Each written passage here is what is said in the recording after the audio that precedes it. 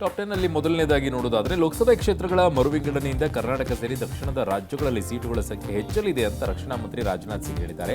Delimitation ನಿಂದ ಕೇವಲ ಉತ್ತರ ಭಾರತಕ್ಕೆ ಅನುಕೂಲ ಆಗುತ್ತೆ ಅನ್ನೋ ವಾದ ಸರಿಯಲ್ಲ ಅಂದಿದ್ದಾರೆ.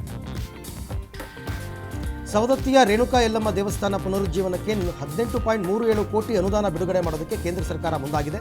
ಈ ರೇಣುಕಾ ಯಲ್ಲಮ್ಮ ದೇವಸ್ಥಾನವನ್ನು ತೀರ್ಥಯಾತ್ರೆ ಪುನರುಜ್ಜೀವನ ಮತ್ತು ಆಧ್ಯಾತ್ಮಿಕ ಪರಂಪರೆ ವೃದ್ಧಿ ಡ್ರೈವ್ ಪ್ರಸಾದ್ ಯೋಜನೆಯಡಿ ಅಭಿವೃದ್ಧಿ ಮಾಡ್ತೀವಿ ಅಂತ ಕೇಂದ್ರ ಸರ್ಕಾರ ಘೋಷಣೆ ಮಾಡಿದೆ. ಎನ್ಎಂಡಿಸಿ ಕುದುರೆಮುಖ ಕಬ್ಬಿಣದ ಅದಿರು ಕಂಪನಿ ವಿಲೀನ ಪ್ರಸ್ತಾಪ ಇಲ್ಲ ಅಂತ ಕೇಂದ್ರ ಸರ್ಕಾರ ಸ್ಪಷ್ಟಪಡಿಸಿದೆ. ಲೋಕಸಭೆಯಲ್ಲಿ ದಕ್ಷಿಣ ಕನ್ನಡ ಸಂಸದ ಬ್ರಿಜೇಶ್ ಚೌಟ ಕೇಳಿದ ಪ್ರಶ್ನೆಗೆ ಉತ್ತರಿಸಿದ ಸಚಿವರು ಈ ಉತ್ತರ ಕೊಟ್ಟಿದ್ದಾರೆ. ಈ ಎರಡು ಸಂಸ್ಥೆಗಳನ್ನು ವಿಲೀನಗೊಳಿಸುತ್ತೀವಿ ಅಂತ ಕೇಂದ್ರ ಸಚಿವ ಕುಮಾರಸ್ವಾಮಿ ಈ ಹಿಂದೆ ಹೇಳಿದರು. ಮಾರಿಷಸ್ ಪ್ರವಾಸ ಕೈಗೊಂಡಿರುವ ಪ್ರಧಾನಿ ಮೋದಿ ಅಲ್ಲಿನ ದೇಶಾಧ್ಯಕ್ಷ ಧರಮ್ ಗೋಕುಲ್ಗೆ ಮಹಾಕುಂಭಮೇಳದಿಂದ ತಂದ ಪವಿತ್ರ ಗಂಗಾಜಲವನ್ನು ಕಾಣಿಕೆಯಾಗಿ ಕೊಟ್ಟಿದ್ದಾರೆ.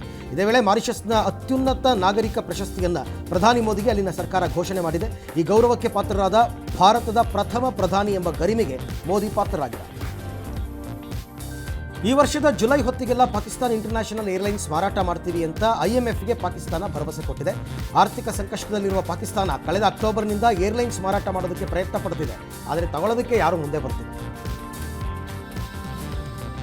ಹಲಾಲ್ ವಿರುದ್ಧ ಮಹಾರಾಷ್ಟ್ರದಲ್ಲಿ ಹಿಂದೂ ಮಾಂಸ ವ್ಯಾಪಾರಿಗಳನ್ನು ಒಗ್ಗೂಡಿಸುವ ಪ್ರಯತ್ನ ಆರಂಭವಾಗಿದೆ. ಜಟ್ಕಾ ಮಟನ್ ಅಂಗಡಿಗಳನ್ನು ಪ್ರೋತ್ಸಾಹಿಸಬೇಕು ಅಂತ ಹೊಸದಾಗಿ ಮಲ್ಹಾರ್ ಸರ್ಟಿಫಿಕೇಟ್ ಕೊಡುವಂಥದ್ದನ್ನು ಶುರು ಮಾಡಿಕೊಂಡಿದ್ದಾರೆ. ಇದಕ್ಕಾಗಿ ರೂಪಿಸಲಾದ ವೆಬ್ಸೈಟ್ಗೆ ಸಚಿವ ನಿತೇಶ್ ರಾಣೆ ಚಾಲನೆ ಕೊಟ್ಟಿದ್ದಾರೆ. ಮಲ್ಹಾರ್ ಸರ್ಟಿಫಿಕೇಶನ್ ಇರುವ ಅಂಗಡಿಗಳಲ್ಲಿ ಮಾತ್ರ ಚಿಕನ್ ಮಟನ್ ಖರೀದಿಸಿ ಅಂತ ಕರೆ ಕೊಟ್ಟಿದ್ದಾರೆ.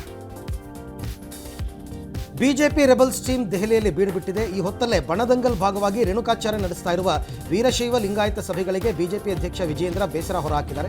ಇನ್ನು ವೀರಶೈವ ಲಿಂಗಾಯತ ಸಭೆಗಳನ್ನು ವಿಜಯೇಂದ್ರ ಮಾಡಿಸ್ತಿಲ್ಲ, ಅವರ ಬೆಂಬಲಿಗರು ಅಭಿಮಾನಿಗಳಿಂದ ಮಾಡಿರಬಹುದು ಅಂತ ರಂಭಾಪುರಿ ಶ್ರೀಗಳು ಅಭಿಪ್ರಾಯಪಟ್ಟಿದ್ದಾರೆ. 2 ಬೈಕ್ಗಳಲ್ಲಿ ಕೆಎಸ್ಆರ್ಟಿಸಿ ಬಸ್ ಡಿಕ್ಕಿ ಹೊಡೆದಿದೆ. 2 ಬೈಕ್ಗಳಿಗೆ 5 ಸಾವನ್ನಪ್ಪಿರುವಂಥ ಘಟನೆ ಮಂತ್ರಾಲಯ ಬಳಿಯ ಪಾಂಡವಗಲ್ನಲ್ಲಿ ನಡೆದಿದೆ. ಬೈಕ್ಗಳಿಗೆ ಡಿಕ್ಕಿ ಹೊಡೆದ ಬಸ್ ಗಂಗಾವತಿಯಿಂದ ಮಂತ್ರಾಲಯಕ್ಕೆ ಹೊರಟಿದ್ದು ಪೊಲೀಸರು ತನಿಖೆ ಮಾಡುತ್ತಿದ್ದಾರೆ. ಬಾಲಿವುಡ್ ನಟಿ ಕತ್ರಿನಾ ಕೈಫ್ ಕುಕ್ಕೆ ಸುಬ್ರಹ್ಮಣ್ಯಕ್ಕೆ ಭೇಟಿ ಕೊಟ್ಟಿದ್ದಾರೆ.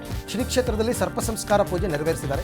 ಆದಿ ಸುಬ್ರಹ್ಮಣ್ಯದ ಸರ್ಪ ಸಂಸ್ಕಾರ ಯಾಗಶಾಲೆಯಲ್ಲಿ ನಾಳೆಯೂ ಕೂಡ ಅವರು ಪೂಜೆಯಲ್ಲಿ ಪಾಲ್ಗೊಳ್ಳಲಿದ್ದಾರೆ.